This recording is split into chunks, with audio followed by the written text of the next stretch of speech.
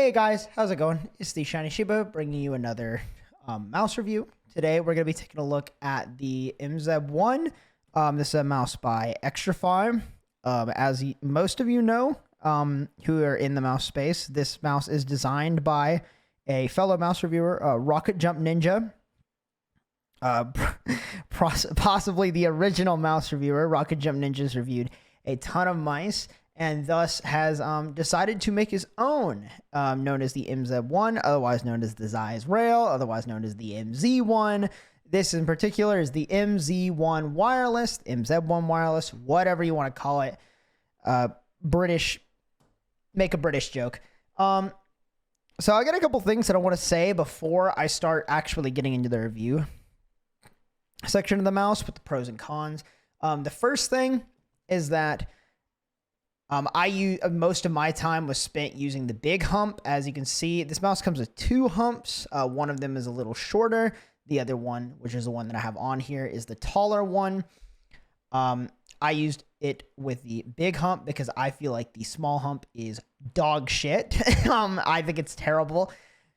So most of my time was spent using the big hump. I think this mouse has a lot of great, fresh ideas that have not been seen before on many other, if any other shapes. Though I don't feel this is my in-game. I would like to get that out of the way first. This is not my in-game shape. I will continue searching for a better mouse. Your princess is in another castle, I guess.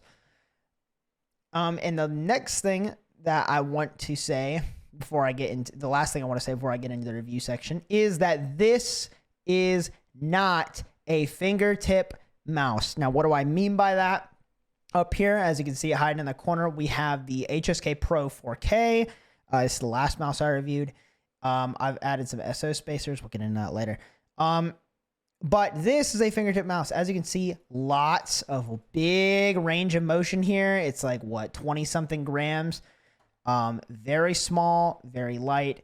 Biggest thing is big range of motion. You can see here, my fingers can move a ton, as we're seeing with the MZ1 here.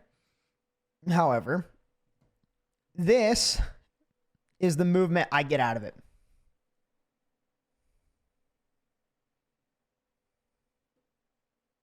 There we go. Much better angle there. That is the movement I get out of it. And that is because of actually partially the fact that the big hump rests on my knuckles, but the main thing is that the mouse is, from what, as you can see, compared to the HSK Pro, very long. The mouse is elongated like a normal mouse, but it's a lot skinnier. And we'll get into that part later in the review. But for now, I'm going to just also get one more thing out of the way before I get into the mouse review, is the specs of the mouse. I've got a couple specs here that I feel are really important. First one is the weight. Sits at 62 grams. This is quite good. Upper mid tier in terms of modern mice. However, you can definitely get better if you're willing to splurge a little bit on what products you're buying. The sensor is a PixArt 3370. A lot of people were disappointed with that for some reason. They felt like it wasn't up to snuff. There are newer sensors in the market. And I guess in some ways objectively better. I will say this about the sensor, though. With the implementation, if you look at the mouse pad that I've got here, which I spent most of my time on, it is an Artisan Raiden. It is a original Artisan Raiden. And if you know black squares, you know that this mouse pad has extreme spin out issues. This mouse pad is notorious for being very, very brutal with a lot of mice. I think I've touched 2 mice in my collection that do not have spin out issues. They have them to various degrees. This mouse here, the MZ1 wireless, has none. Not one to speak of. No spin out issues. On my Raiden, I've used it for dozens and dozens of hours and not one spin out that comes to mind. The next thing is that Xtrfy claims that this mouse has 75 hours of battery life. I have not officially tested that in any official capacity, but the mouse has never died on me in game. I charge it every night. There have been nights where I forget to charge it, and there have been days on end where I just use my HSK instead, and it just sits turned off to the side over here, and I turn it back on later, and it just works. It's never died on me in game. And the switches are Kale GM 8.0s. More on those in the review. The mouse also has RGB. If you're into that sort of thing, I honestly think that the RGB is killed by this gray plastic blackish shell. I don't know. It's clear though, and that it makes it makes everything look really ugly through it, in my opinion. But RGB on the checklist. And then that is all I really have to say about the specs. Let's get into the actual review portion. And of course, I want to start with the pros. And the number one pro, if you take away anything from this review at all, you want to take away this. That is these deep comfort grooves. This shit. Hit my monitor. This shit. This is genius. This is the best feature. This is the most innovative gaming mouse feature since holes in the mouse. This is delightful, enlightening, exquisite, perfect. It is just so nice. It literally led me to buy these SO spacers, which does effectively the same thing, and you just put them on any mouse. I think every mouse should have deep comfort grooves. It helps with the sensor alignment of the mouse. Because the comfort grooves are so deep, it forces your fingers to point straight forward. And if your fingers are pointing straight forward, the sensor lines up with your fingers because they go perfectly forward on the mouse. The sensor alignment is very much helped by this. It helps with the control of the mouse because I don't need to my fingers don't slide around on the top of the mouse. I mean, as you can see, I can move a little bit, but in game, they are not moving a whole lot. And it really helps with the control of the mouse. Overall, just a great idea. I think every new mouse shape should be implementing these deep and aggressive comfort grooves. Next thing I want to say is that the clicks they feel incredible. No click wobble. The noise is quite nice. They're not too light, not too heavy. There may be a smidge, barely a hair light, but nothing bad or out of the ordinary. Overall, I mean, these are seconded only by my my M2K. Of course, that being a $300+ mouse is going to have some very nice clicks on it. But mine in particular, I noticed, are, obviously the M2K is going to win in that regard. More on the Kale GM 8.0s later. The next thing I want to say, though, is the stock skates are also quite nice. Very smooth. They're made of PTFE. Okay glide on my Raiden. My Raiden's a bit slow because I probably need to clean it, but as you can see here, quite a good glide on my Raiden.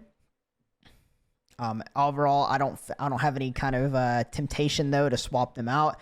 They're quite nice. Do wish they were a little bigger, but that's an issue with the skate design rather than the skate quality themselves. And some people prefer smaller skates. I personally prefer larger skates, so it's more of a preference thing in the end.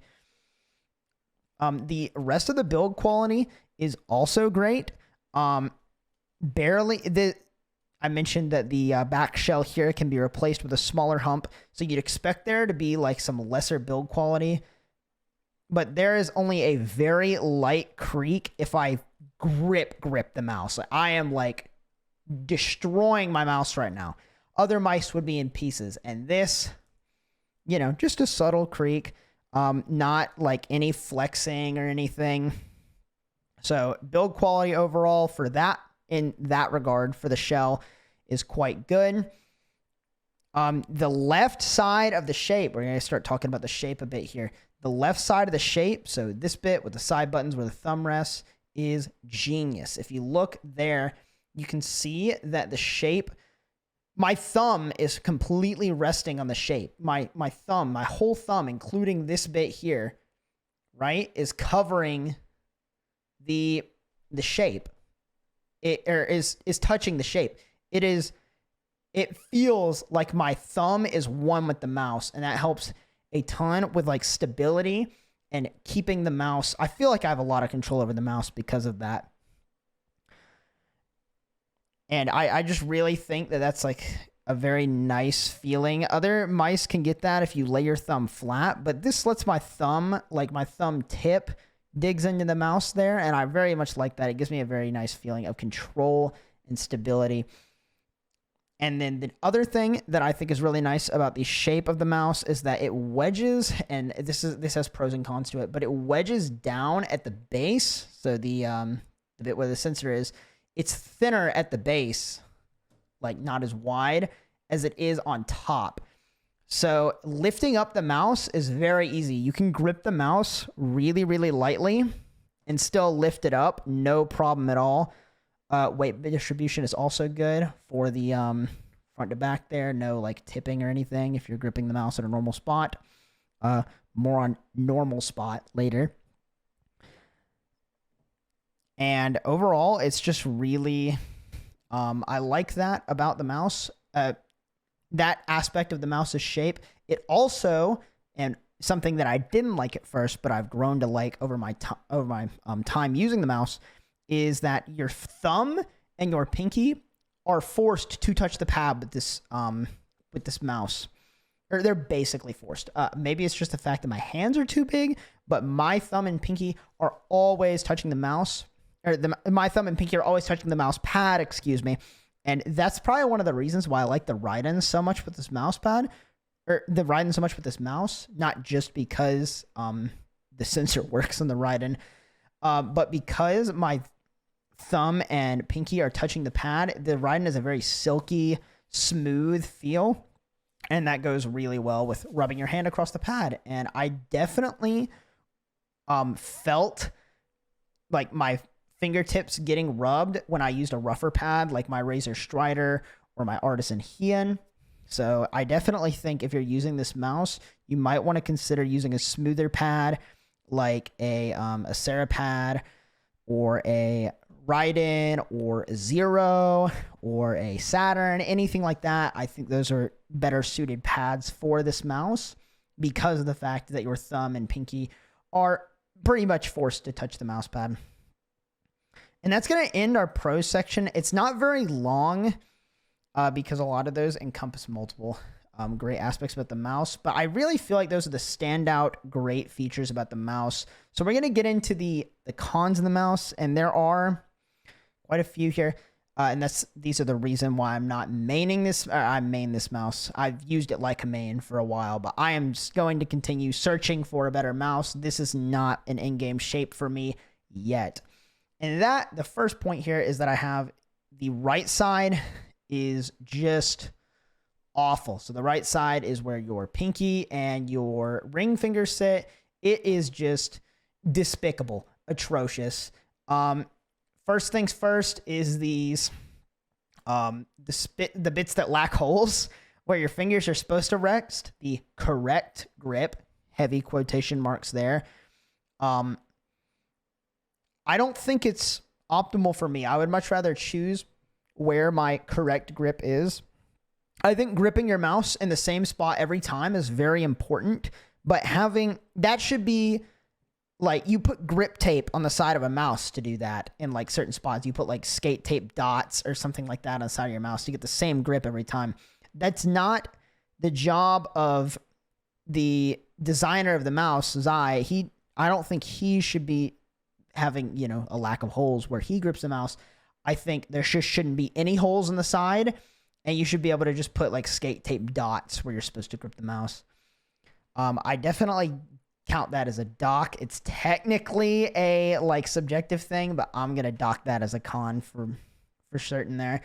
And then another thing that I want to mention about the right side of the mouse is that, as you'll notice, it's not flat. It gets a little closer to the sensor as you get near the sensor.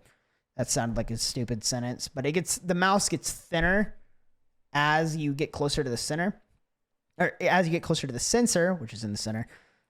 And that causes me to, if I grip the mouse like this and I grip the mouse hard, meaning I apply pressure into the mouse, as in towards the center, my fingers, my pinky and ring finger, slide down the mouse. Like they go closer towards the back, like the rear mouse feet.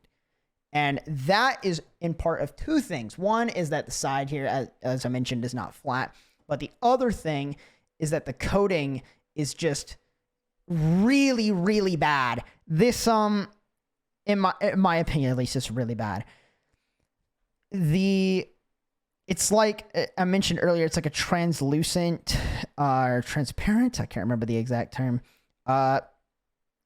Black, gray plastic.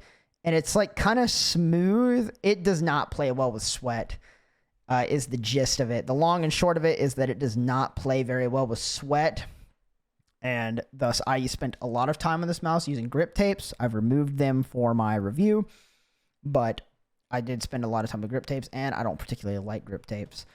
So definitely a big L there. The next thing I want to talk about in regards to a negative with the shape itself is, and I may need to get a different camera angle for this, but if I press down on the right side of the mouse, it like pops up. Like it does like a fucking ollie. And that's not, it's because of like the shape, how it tapers down once you get near the base, which makes it easier to pick up. But as you can see on my HSK Pro, I am pressing into the mouse right now. I'm honestly surprised it didn't break. It's not going to pop a fucking wheelie on me while I'm playing. It doesn't really do it nearly as bad on the left side of the mouse. Like, as you can see, I'm pressing down pretty hard right now. It's not popping up. But on the right side, it just like, I literally flipped the mouse that time. So, yeah, big blunders there with the shape. For fixing that, I think this foot here could have been further outwards on the mouse, and that would have given it a wider base, which would have helped a lot with that. But that might detract from the thin profile of the mouse, which I kind of understand why they did it. However, and it's not a big deal unless if you rest your hand on the mouse like this, like I do, it would pop up. So I very much had to adjust my grip and stop myself. It happened a lot when I first started with the mouse, but as I've, used it, it definitely doesn't happen to me as much anymore. But I definitely thought I should note that because that's not an issue I have on any other mice. The next thing I want to talk about is the small hump that came with the mouse. I don't have it with me. It is garbage. It sucks so bad. You don't get any kind of stability or anything with it. It's there, I guess. I'm not using that. I'm sorry. It's just a strict downgrade from the fat hump, in my opinion.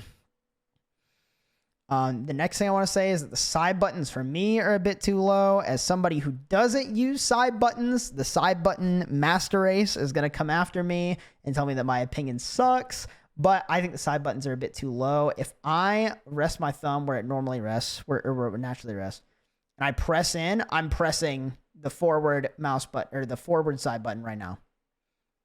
I'm not trying to, which is a big blunder for me. If I were to main this mouse, I would be removing the side buttons. I'd rather the next one didn't have side buttons because this is a mouse more geared towards aim enthusiasts. It has a very aim-centric shape, and side buttons and aim don't really go too well together.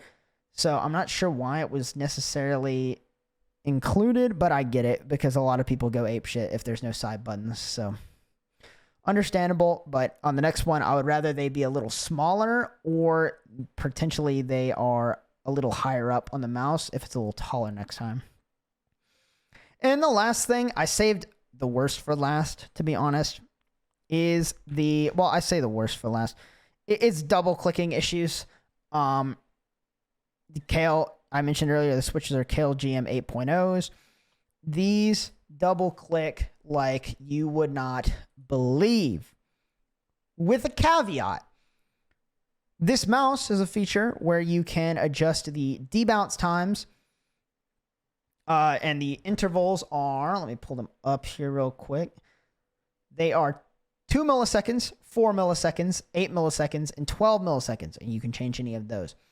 The double clicking issue is covered under warranty up to 8 or above or down to, I guess, down to 8 milliseconds. So at the 8 millisecond interval for debounce time and the 12 millisecond interval for debounce time, double clicking, if it exists on your copy, is covered under warranty.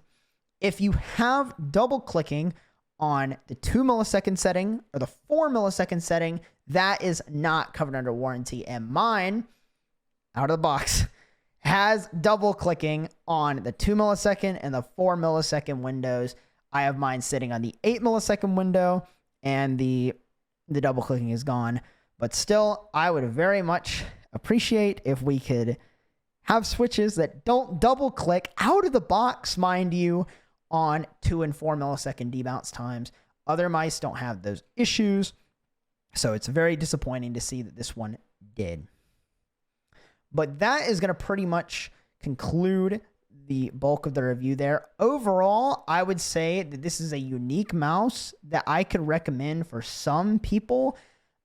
Definitely worth a shot. However, I don't think this could be my personal end game. And for a lot of people, there are a lot safer shapes that you could go with that you would probably be more consistent with, or that are just overall safer recommendations. If you know you want this mouse, you know you want it. Go out and get it. If you like it that much, you can mod it with like a Viper PCB or something like that. But the stock internals are, to be frank, they're kind of mid. Nothing super special. Nothing terrible outside of the double clicking issue on the switches. But again, that's covered up to 8 milliseconds debounce time. So if you're fine with an 8 millisecond debounce time, then go right ahead. You won't run into that issue. Because it's such a unique mouse, if you have this mouse for yourself, the wireless or the wired version, feel free to share your thoughts in the comment section below. I would love to hear what other people have to say, because I know this shape has been very polarizing for a long time. If you have any other questions for me regarding the mouse, feel free to drop them in the comment section below. I have been the Shiny Shiba. I gotta go.